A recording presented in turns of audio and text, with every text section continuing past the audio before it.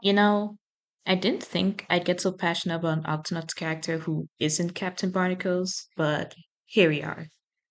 Let me just preface this by saying that Haraka is not one of my favorite Octonauts characters. She didn't used to occupy my headspace as much as other characters did. That is, until a certain content creator's strong dislike of her started to get on my nerves. And now I took it upon myself to make my own video about Haraka. So here we go. Before we start, let me just come out and admit that I didn't used to like Haraka at all. I didn't hate her either, but watching a certain video after only skimming through one episode of Above and Beyond with her in it did influence my opinion of her at the time. But to be fair, that is my own fault, because I just blindly listened to another person's opinions without checking for myself and coming to my own conclusions. So let's get to know Haraka real quick, shall we?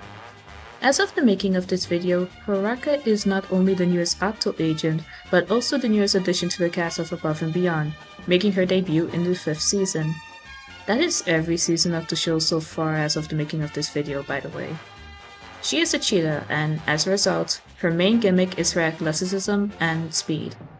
Haraka is a creature coach, or an animal trainer, and she is an expert at keeping creatures healthy and studies them as well as their abilities, the latter job which is done with the help of a device she wears on her belt. This is, of course, just a simplified look at her taken from one of the Octonauts fandom wikis. And while it isn't bad, I obviously have to get a lot more than that if I'm going to go out of my way to prove that she's not as bad as some people in the fandom make her out to be. So I went out of my way to watch every episode Haraka appeared in. That's it? Starting with the wildebeest migration, Haraka has appeared in only 8 episodes out of a 24 episode season.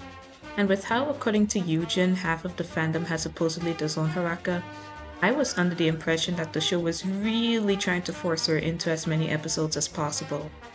But that's a small amount of appearances considering the total amount of episodes season 5 has. But of course, that doesn't automatically mean that every appearance she has had up to that point wasn't bad. I think we've all seen at least one one-off character in a show that's so awful that their only saving grace is that they only showed up once. So what I plan to do from here is to respond to Eugene's video while simultaneously adding my own observations from watching these episodes. To get everyone on track with me, Eugen is an autistic musician and content creator who has made 19 Octonauts related videos as of the making of this one, since it is a special interest of hers. I used to be subscribed to her for Octonauts content, but like I mentioned in the beginning of the video, her dislike of Haraka started to annoy me, because even in videos where I think she shouldn't be mentioned, Eugen just has to take a jab at her. Ani being Indian has opened the door for more diversity in the Octonauts characters, with Selva being the first Latina Octo agent, and her is African. Although I do feel bad that Africa got stuck with the toxic girl boss. She doesn't have beef with a specific member, unlike someone else. But Eugen, aren't you forgetting someone? Do we have to talk about her? That being said though, it is genuinely cool that she's a musician and she has made videos I've enjoyed like the Minkling wedding planning video, so I think you guys should support her regardless of how I feel. With all that out of the way, let's get started. I have a great idea. Let's introduce an all new character that is 5 of the main characters rolled up into one, has all of their strengths, none of their weaknesses, and is naturally better at everything than any Octonaut or any Octo agent ever could be. So right off the bat, this video starts with a skit where Eugen pretends to be the showrunner, suggesting that Haraka has all of the strengths of 5 of the Octonauts and none of their weaknesses. Hell, she even says that Haraka is naturally better than any Octonaut or Octo agent could be. This goes on to be her biggest justification as to why she hates Haraka in the video as a whole.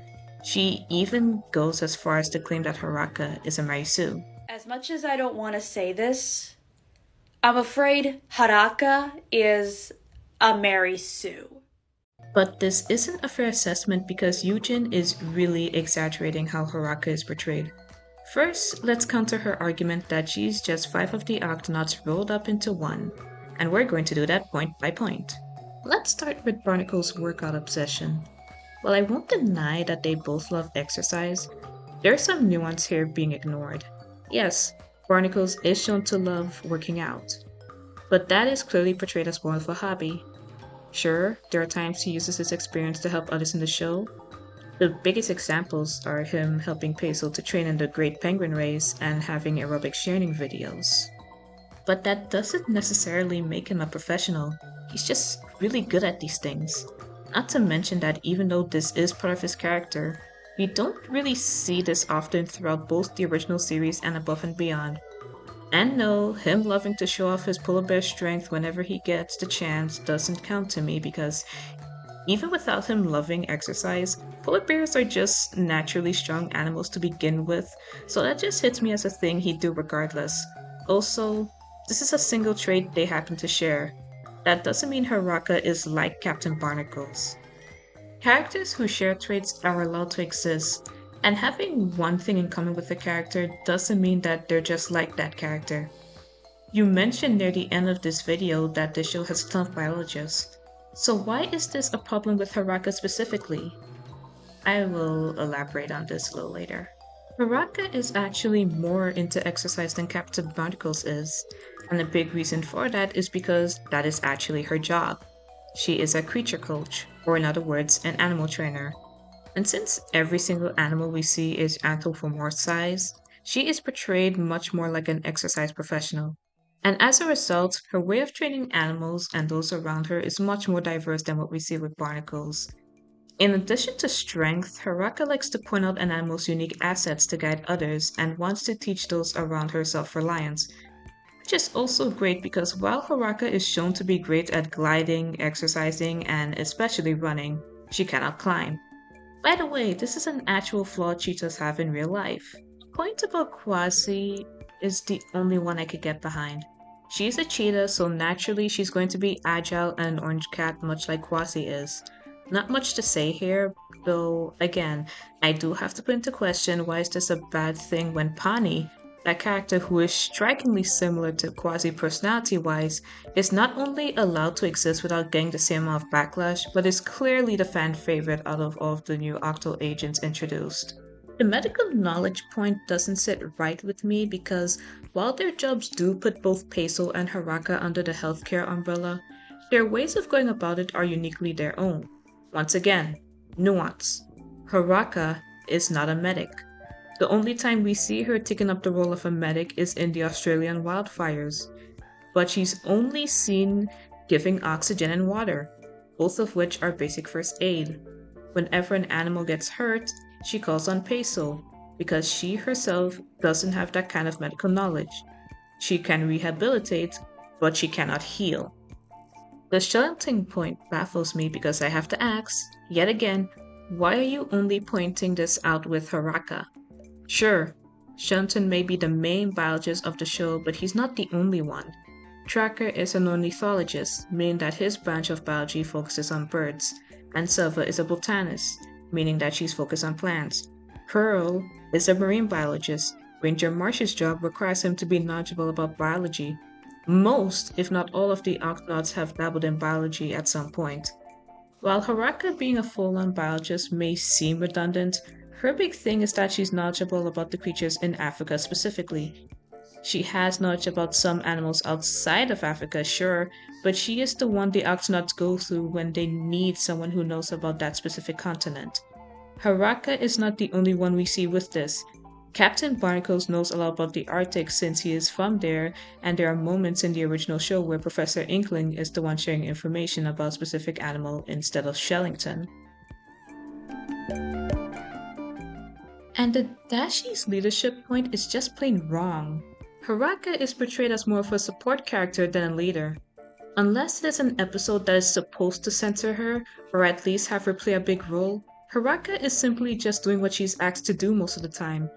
And even in the episodes where she is the focus, she isn't shown doing full-on leadership stuff like Captain Barnacles and Dashi. Something I've noticed in every episode with Haraka in it is that she can't work alone. She needs the help of her fellow Octonauts and Octo agents and works with them in order to solve the problem of the episode. In her debut episode, she injures herself and needs to be saved by the Octonauts. In the Spring Awakening, she got saved twice in that episode because she ended up tearing her own parka and had to wait for the others to help her due to the Terragupten freezing. And in episodes like The Strange Sickness and The Cuckoo, she is working together with her pairs to complete a mission.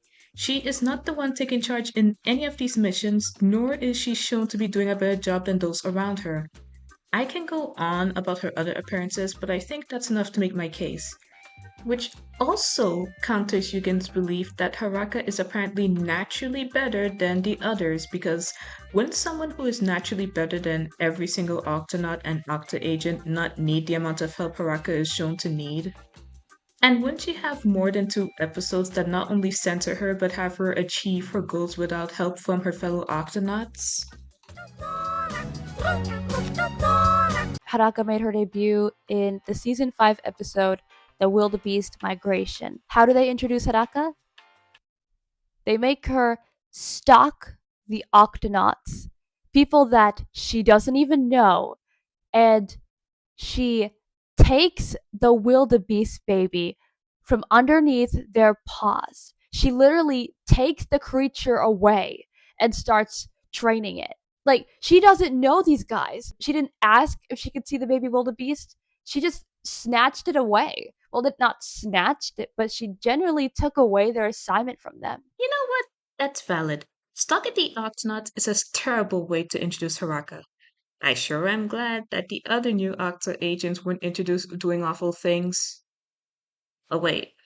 While there's nothing inherently wrong with pointing out that having Haraka stalk the Octonauts wasn't a good way to introduce her, what annoys me is that while this is used as a point against her, Hani trying to steal from what is clearly a crash site with people trying to recoup their losses is treated as no big deal because Captain Barnacles isn't too bothered by it. But Barnacles doesn't get too upset because Pawnee explained why he is taking their water and they decide to help him out. By that logic, Haraka stalking also shouldn't be treated as a problem because Quasi, Peso, and Shillington weren't bothered by it when Haraka finally introduces herself. And Haraka didn't take Harambe from them. Harambe wanders off while Quasi, Peso, and Shillington are distracted. Haraka stops him from wandering further to train him. That is not the same as taking the calf away from them. If anything, Haraka unintentionally helps the Octonauts by preventing Harambe from going farther and getting into danger at that moment. Also, if someone running into a lost person or animal is somehow snatching them away, Selva kidnapped Tomino by that logic. Hell, Shellington and the rest of the Vegemals were convinced that she was in danger at first. Maybe she came to this conclusion because prior to that, Haraka jumps into action and chases away a jackal that she accidentally led them to while trying to reach out to them. We have no way of proving that Haraka was being malicious here, and the fact that she just works with the Octonauts to help Harambe tells me otherwise. If she really wanted to snatch Harambe like YUGEN is suggesting, why didn't she just try to lead him further away to have him all to herself?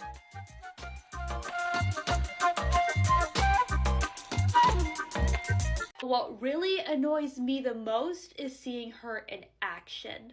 She has all of those 5 characters' strengths, none of their weaknesses. She is naturally better at anything in a mission than any other Octo agent. She completes her missions flawlessly and never runs into trouble. And if she does run into trouble, it's never even her fault. She gets everything right on the first try when it's her first time.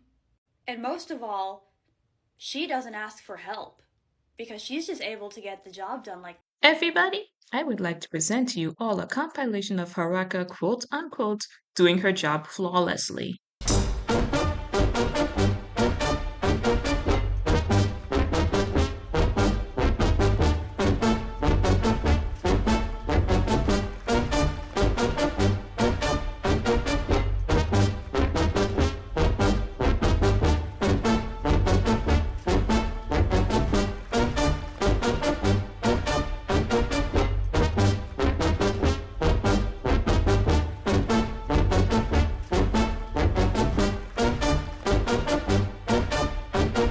Once again, Haraka doesn't seem like someone who is flawless and better than everyone at everything. She is on the same level as the other characters in the series, and what she is better at is supposed to be her gimmick. And other characters are shown to be unabashedly good at what they do as well. Haraka has no reason to be singled out. And on top of that, what really irks me the most is when other characters praise her for doing the most normalist things. Not only is YUGEN once again greatly exaggerating how much Haraka gets praised by other characters, but this is also just how the Octonauts are. When someone or an animal is shown to be good at something regardless of how extraordinary or basic it is, they will probably get complimented for it.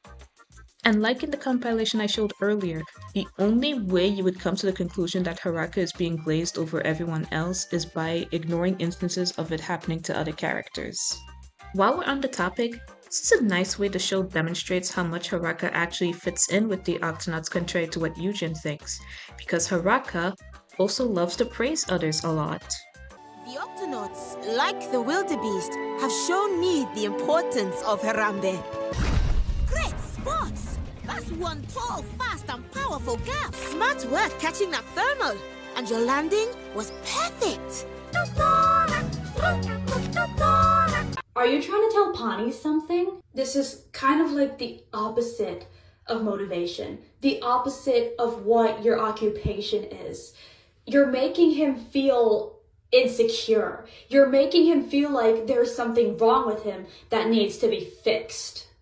And that is not okay. That is absolutely just toxic. It's giving, if you change this about yourself, you will be happier and better and people will love you. Ugh. What? Oh boy. Watching the episodes for myself and writing the script for this video made me question a lot of things, but this is the point where I just had to sit back and wonder, are we even watching the same show? Eugen here is pretty much insinuating that Haraka somehow has it out for Pani, and everything he goes through in this episode is as a result of her being actively malicious. But let's take a look at that episode together, shall we? Welcome to the Borneo rainforest, Pani. Thank you, Haraka. Wow, that's the biggest flower I've ever seen. I know, right? And it happens to be in the same place where we're going to work on your brachiating. Brachiating? I thought we came here to work on my tree swinging. Brachiating means swinging through trees. Ah, yes, thank you, Haraka. There certainly are a lot of amazing trees here for me to practice my tree swing. I mean, brachiating. And you'll get to learn from the best brachiator in the rainforest, the gibbon. See how he uses his long arms to swing from branch to branch. You think I need to grow longer arms? It's not about the length of your arms, but the timing of your swing. Notice when he's moving really quickly, his arms are both in mid-air between branches for just a brief moment. Pani is learning how to brachiate because he wants to, not because Haraka is forcing him to.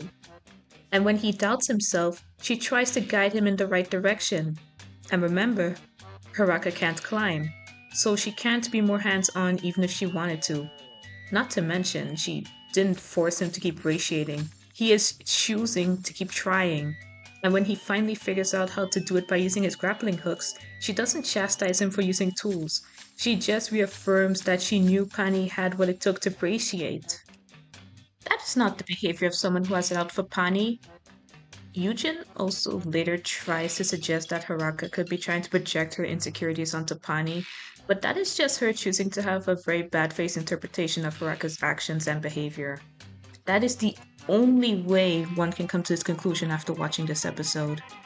The reason we see Pani struggle so much here is because this is the secondary plot of the episode, and it leads to a satisfying conclusion when he's finally able to learn what he set out to do.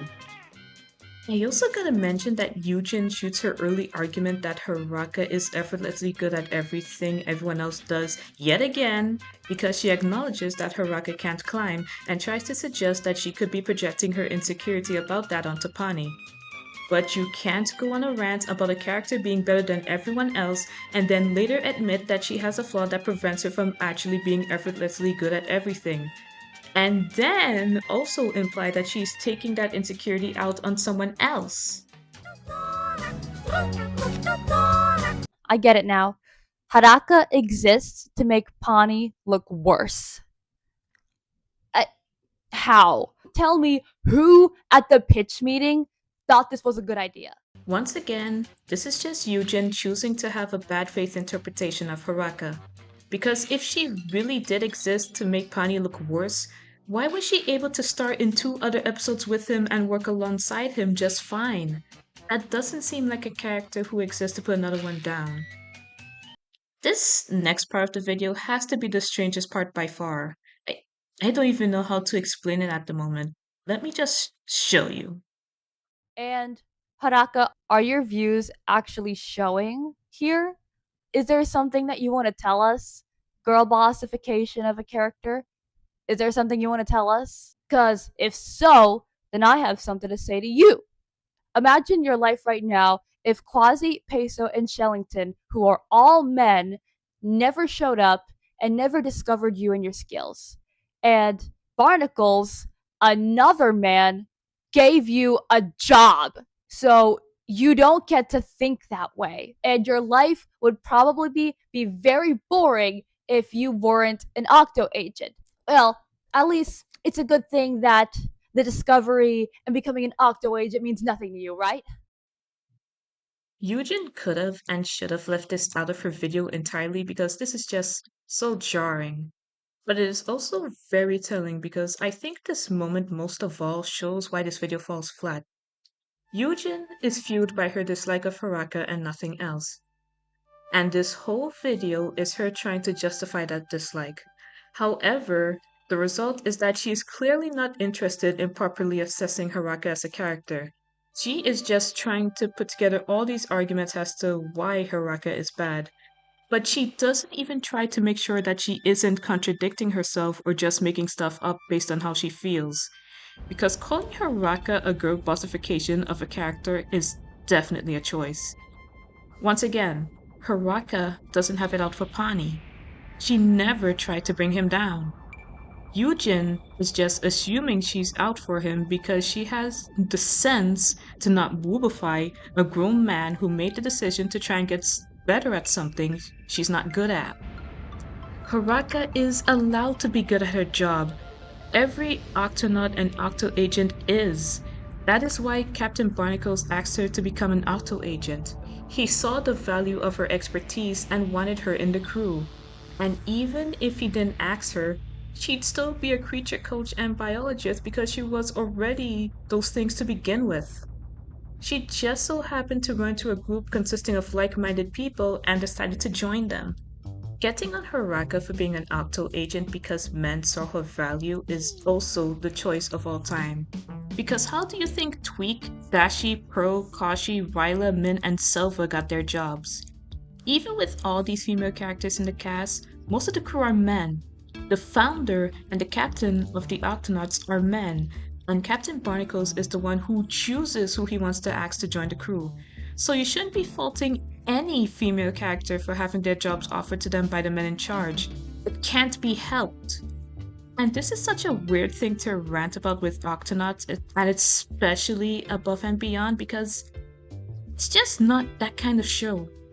Sure, the showrunners have been working towards making the female characters play more prominent roles and adding new ones to bounce off a cast that has a disproportionately higher amount of male characters.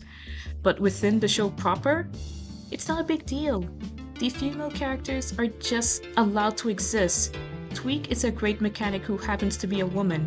Dashi is a great IT officer, pilot, and photographer who happens to be a woman. So on and so forth.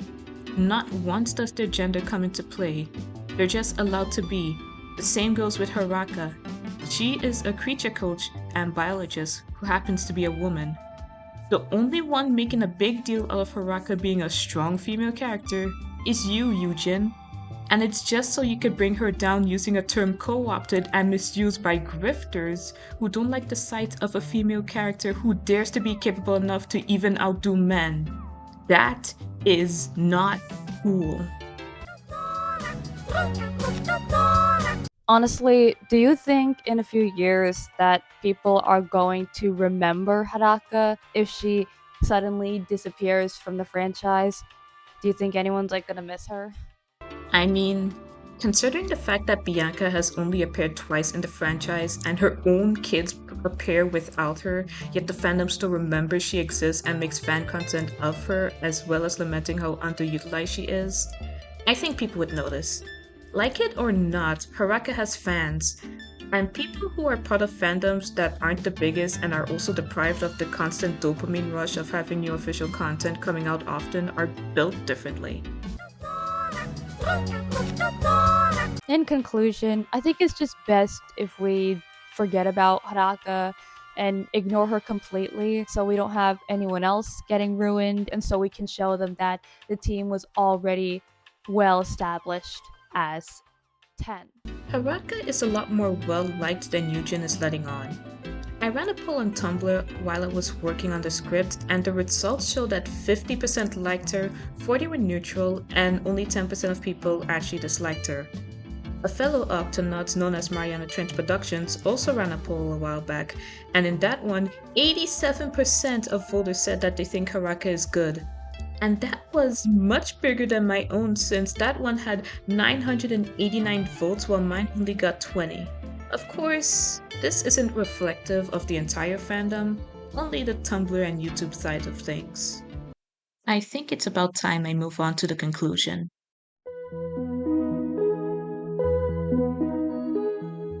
Since starting this video project, I feel like it's helped me get a better understanding of Haraka as a character, and I appreciate her more now. She is a friendly, spirited creature coach who is very athletic and takes great interest in learning about animals, and especially their unique abilities, using those as inspiration for her training. She is always ready to jump into action and help others, though this leads to her getting herself into trouble when she's too impulsive and doesn't properly plan things out. Haraka also has a competitive side, though this is more playful than anything. While she shares a love of speed with Quasi, her way of expressing it is by using her natural ability to run incredibly fast as opposed to using fast-moving gups. I'm not even sure if she even has an interest in fast-moving gups at all. In my opinion, Haraka is a pretty good addition to the cast, and it's a shame that Eugen and other people like her don't see that. She isn't as bad as she was made out to be, and it is far too soon to try and write her off, I think. All the characters we love in the franchise are the way they are because they get a chance to shine and for us to get to know them. So all in all, I don't think there's any problem with Haraka. She was just unfortunate enough to be the character that certain people made the active choice to hate. Which isn't bad inherently, but in Eugen's case, it's very obvious that as a result, he didn't bother to give Haraka a fair chance and seemed more concerned with trying to interpret her as badly as possible to justify how she feels. Haraka, having only appeared in 8 out of a 25 episode season, has so far made a dent in Above and Beyond, but I do hope we get to see more of her in the future.